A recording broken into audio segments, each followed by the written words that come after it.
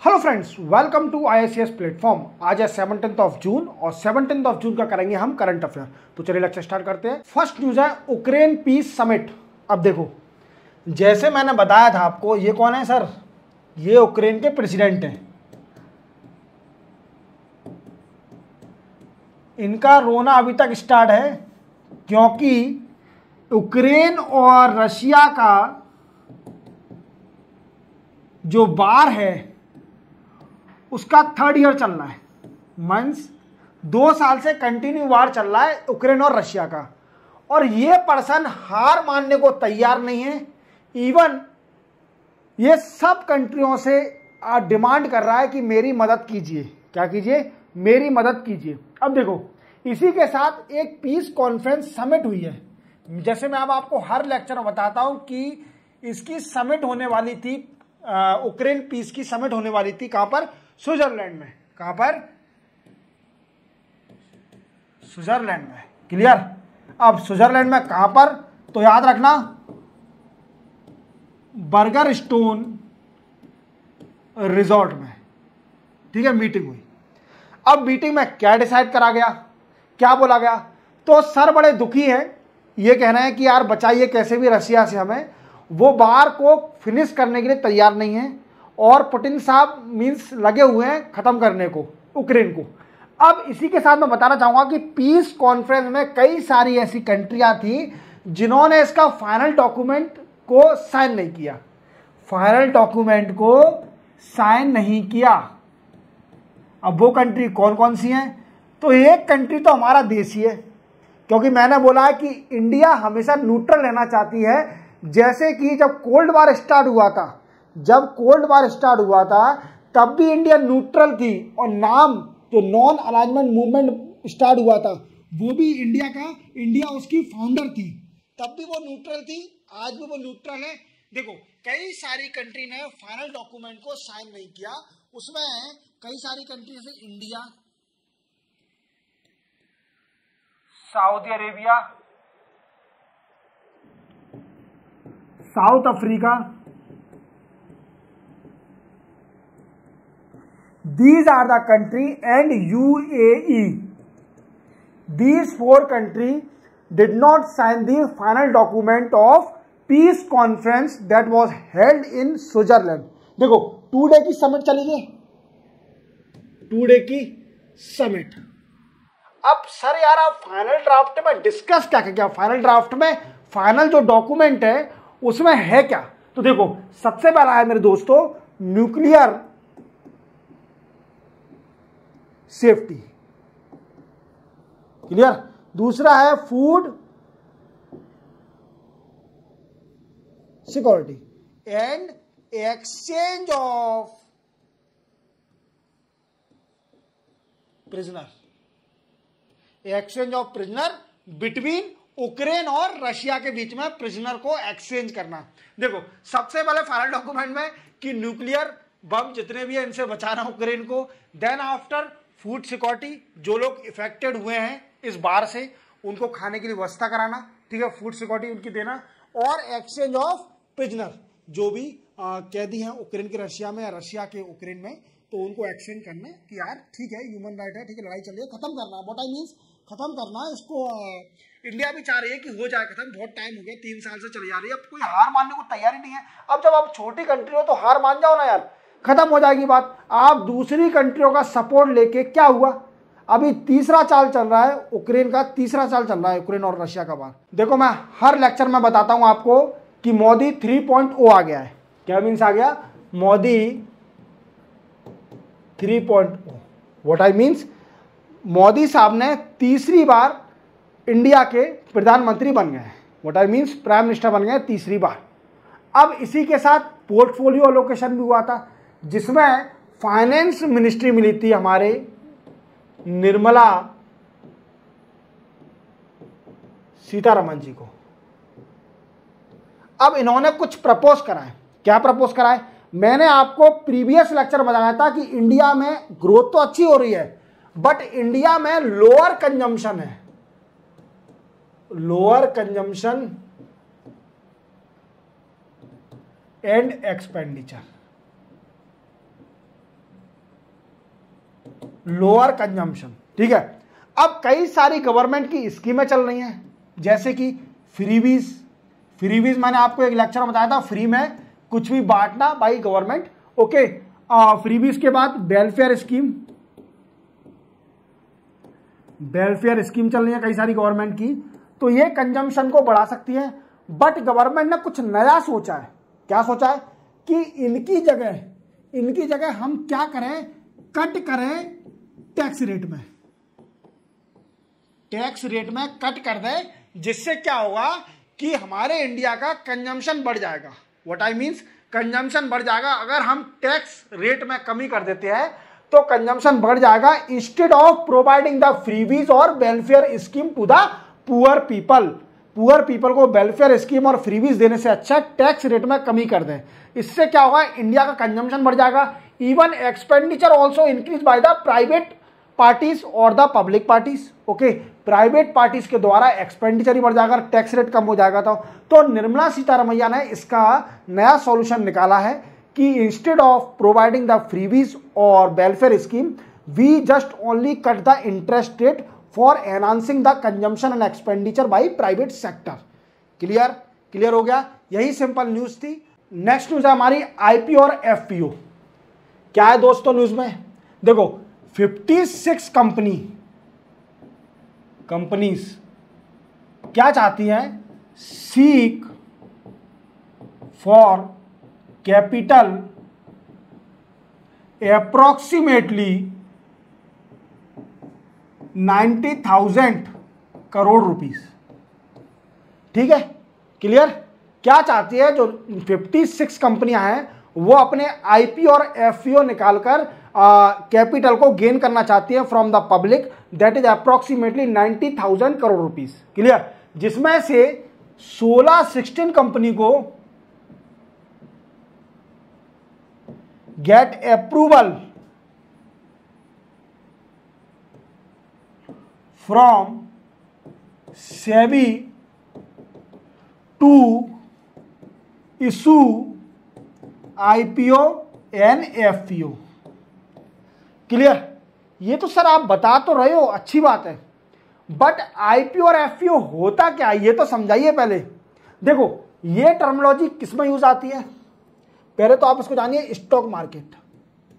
जितने भी मेरे स्टूडेंट या जो भी मेरा वीडियो देख रहे होंगे और वो जो स्टॉक मार्केट का काम करते हैं, उनको ये टर्मिनोलॉजी बड़े अच्छे से पता होगा कि आईपीओ और एफपीओ होता क्या है। तो अपन इसको डिटेल में समझते हैं कि what is the actual meaning of IPO and what is the actual meaning of FPO. देखो क्लियर करता हूं आपको।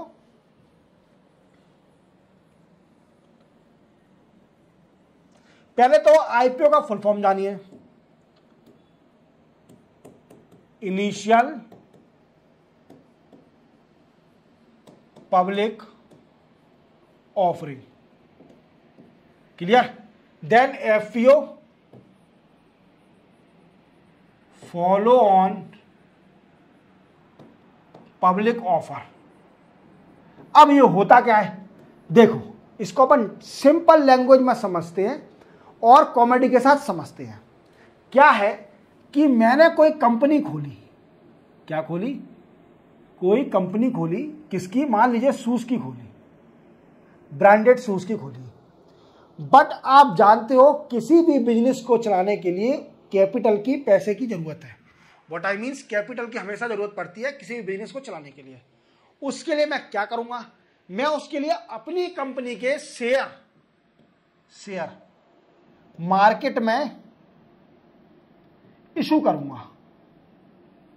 करूंगा that provide the capital to my company, जो कि मेरी कंपनी को कैपिटल देगा। क्लियर। अब सर आईपीओ कनेक्शन क्या है, देखो आईपीओ वो होता है जब कोई नई कंपनी पहली बार अपने शेयर मार्केट में ऑफर करती है, निकालती है, that is called IPO, that is called initial public offering. समझ में आया। कोई भी नई कंपनी, जो मेरी नई कंपनी है शूज की, मैं पहली बार जब मार्केट में शेयर निकालूंगा तो उसको बोला जाएगा IPO, what I means initial public offering. अब क्या हुआ, मैंने इसको निकालने के बाद मेरे को लैक ऑफ कैपिटल की दिक्कत आ रही है। मींस मुझे आगे और कैपिटल चाहिए, मेरे पास कैपिटल कमी आ रही है even after selling the all IPO initial public offering और ऑल शेयर। क्लियर। अब मैं क्या करूंगा, एफपीओ निकालूंगा। एफपीओ क्या होता है? Follow on public offer. मतलब आईपीओ के बाद एफपीओ निकाला जाता है जब आपको कैपिटल की और ज्यादा रिक्वायरमेंट पड़ती है, तो जो फॉलो करा जाता है आईपीओ को फॉलो करके फॉलो ऑन पब्लिक, एफपीओ निकाला जाता है। समझ में आ गया? तो मैं एक और बार बता देता हूं कि आईपीओ क्या होता है। IPO for initial public offering, जब कोई भी नई कंपनी अपने पहली बार शेयर निकालती है मार्केट में, दैट इज कॉल्ड आईपीओ। और एफपीओ क्या होता है? जब उस कंपनी को शेयर बेचने के बाद भी पैसे की ज्यादा जरूरत पड़ती है तो वो फॉलो ऑन पब्लिक ऑफरिंग निकालता है, मींस पब्लिक एफपीओ निकालता है बाद में। इससे उसकी जो कैपिटल की रिक्वायरमेंट है वो भी फुलफिल हो जाती है। समझ में आ गया? तो आईपीओ और एफपीओ आपको इजीली समझ में आ गया। चलते अपन नेक्स्ट न्यूज पर। नेक्स्ट न्यूज है तरंग शक्ति। देखो तरंग शक्ति क्या होता है? ये एक एयर एक्सरसाइज है। What I means, air force की एक्सरसाइज। देखो आप देख रहे हो एरोप्लेन, ये एक्सरसाइज है तरंग शक्ति नाम से। अब ये मल्टीनेशनल एक्सरसाइज कंडक्ट कराने जा रही है इंडिया। क्या ये multinational exercise conducted by India, means कई सारी डिफरेंट कंट्री इसमें पार्टिसिपेट करेंगी और इंडिया इसको कंडक्ट करा रही है तरंग शक्ति। तो तरंग शक्ति नाम याद रखना। अब देखो ये तरंग शक्ति है 2023 मतलब 2023 में इंडिया ने प्लान करा था इस एक्सरसाइज को कंडक्ट कराने का, बट अनफॉर्चुनेटली 2023 में ये एक्सरसाइज हो नहीं पाई और ये एक्सरसाइज हो रही है 2024 में, अगस्त और सितंबर के महीने में। व्हाट आई मींस, अगस्त और सितंबर के महीने में ये तरंग शक्ति मल्टीनेशनल एयर एक्सरसाइज होगी बाय इंडियन गवर्नमेंट। अब इसमें कौन कौन सी कंट्री पार्टिसिपेट करेंगी? तो देखो सबसे पहले करेगी USA. Clear. Then after UK, then after France, then after Germany, then after Spain, then after UAE and Japan. These country will participate in the तरंग शक्ति एयर एक्सरसाइज। और इसी के साथ इसमें 10 कंट्रियां होंगी जो कि मेन होंगी और कुछ ऑब्जर्वर कंट्रियों को भी बुलाया जाएगा, ऑब्जर्वर कंट्रीज को बुलाया जाएगा। अच्छा एक्सरसाइज होती क्या है? एक्सरसाइज कोई बता सकता है एक्सरसाइज होती क्या है? एक्सरसाइज वो होती है कि आप अपनी कैपेबिलिटी को चेक करना। जानते हो आप पेपर के, जब आपका पेपर होता है तो आप 2 या 3 दिन पहले जो पढ़ाई करते होंगे that is also exercise, means revision करते होंगे स्ट्रांग होने के लिए कि हाँ यार अपने अंदर कैपेबिलिटी है, that is also a exercise. Clear. तो चेक करना अपने आप को कि आप में कितनी कैपेबिलिटी है, दैट इज कॉल्ड एक्सरसाइज। अब इसी के साथ मैं बताऊंगा कि ये कहां पर होगी। तो इसमें 2 फेज में होगी ये तरंग एक्सरसाइज, 2 फेज में होगी। पहला फेज, फर्स्ट फेज है वो साउथर्न, सेकंड फेज वो होगा वेस्टर्न। कहां पर होगा? वेस्टर्न में। पहला फेज साउथर्न में और वेस्टर्न में। आपको सिर्फ ओनली तरंग शक्ति याद रखना है। ये कौन कराएगा? Multinational air exercise by India. इसी के साथ चलते हैं अपन नेक्स्ट न्यूज पर। नेक्स्ट न्यूज है हमारी श्रीलंका के ऊपर। देखो अगर मैं आपसे बोलूं कि आप श्रीलंका जाओगे बाय रोड, बाय कार, तो ये पॉसिबल है? कई सारे दोस्त सोच रहे होंगे it is not possible, but for your kind of information it will be possible in future. ये पॉसिबल होने वाला है। श्रीलंका के प्रेसिडेंट ने क्या बोला है कि इंडिया एंड श्रीलंका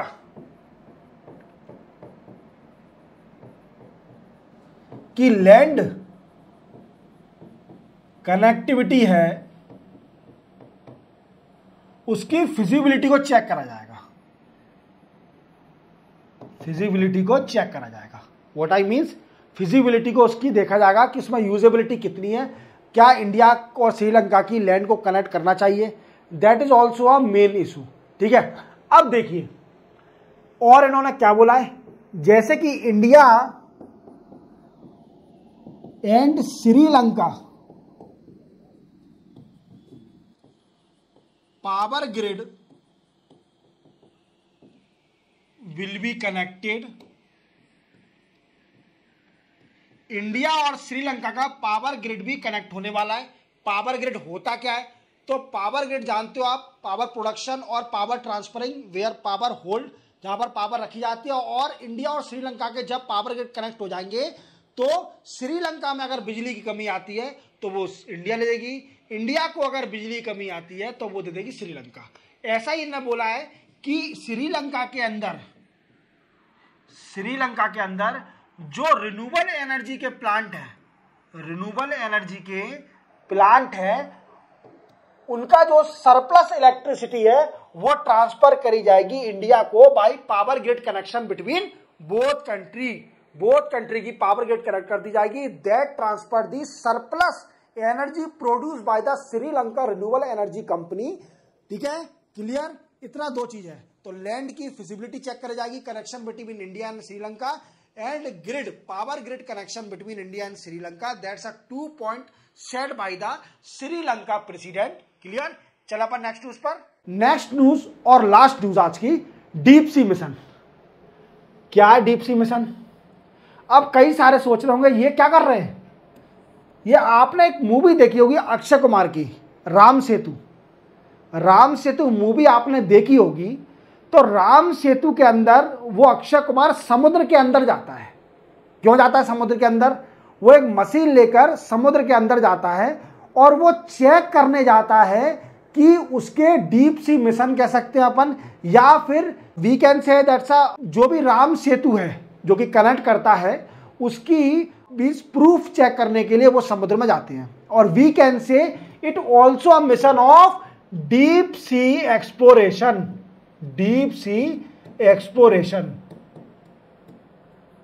ये सर क्या कर रहे हैं?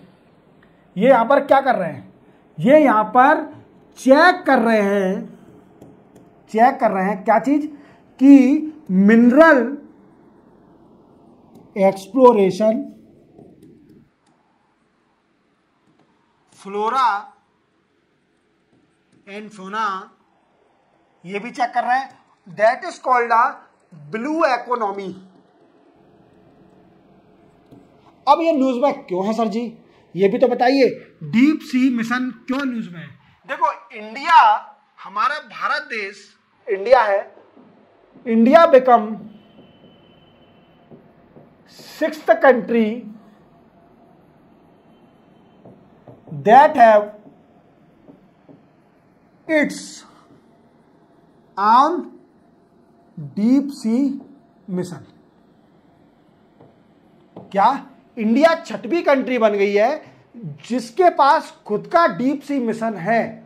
और डीप सी मिशन काय के यूज में आता है? तो कुछ पॉइंट आप याद रखना। ये डीप सी मिशन आता है मिनरल एक्सप्लोरेशन,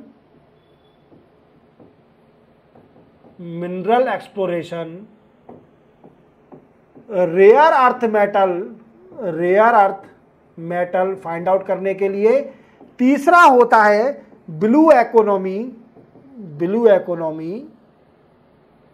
चौथा checking flora and fauna, check करने के लिए। ये पॉइंट कुछ याद रखना। डीप सी मिशन मतलब पता करने के लिए कि समुद्र के अंदर क्या है। अब जैसे कुछ रिपोर्टें बताती हैं कि समुद्र का जो ओशियन है उसका पूरी तरह एक्सप्लोरेशन हो ही नहीं पाया है। हमें पता ही नहीं उसके अंदर क्या क्या है ऐसा समुद्र के अंदर, क्योंकि तो इसी को एक्सप्लोर करने के लिए डीप सी मिशन बनाया जाता है। और साइंटिस्ट लोग जितने भी होते हैं वो जाते हैं समुद्र के तल में, वहाँ फाइंड आउट करते हैं कि क्या एबिलिटी है, क्या चीज़ है। कोरल रीफ, जैसे मैंने कोरल रीफ के बारे में बताया था, उसकी भी स्टडी करना। मींस डीप सी मिशन में जितने भी एक्टिविटी होती है ओशियन के द्वारा by country, by the scientist, that considered, that included in the deep sea mission. Clear हो गया? इसी के साथ 17 जून का करंट अफेयर कंप्लीट होता है। मिलते हैं हम कल 18 जून के नए करंट अफेयर के साथ। तब तक के लिए जय हिंद।